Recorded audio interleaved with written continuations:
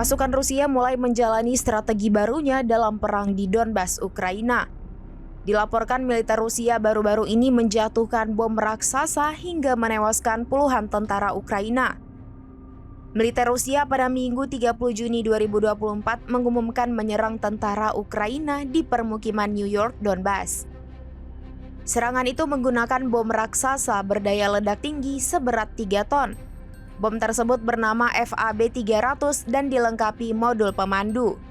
Militer mengklaim serangan itu menghantam pusat komando Ukraina. Akibatnya, lebih dari 60 tentara Ukraina tewas di tempat. Selain itu, ada 4 kendaraan yang hancur.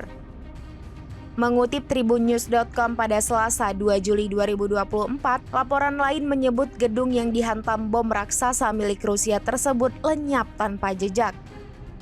Sementara itu beredar rekaman drone yang memperlihatkan detik-detik saat serangan berlangsung. Dalam rekaman terlihat terjadinya ledakan yang sangat besar. Media Russia Today melaporkan belum bisa memverifikasi kebenaran video tersebut.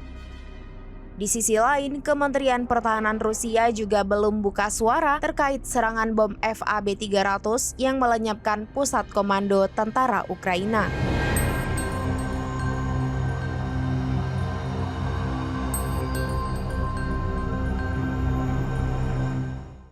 Download Tribun X sekarang, menghadirkan lokal menjadi Indonesia.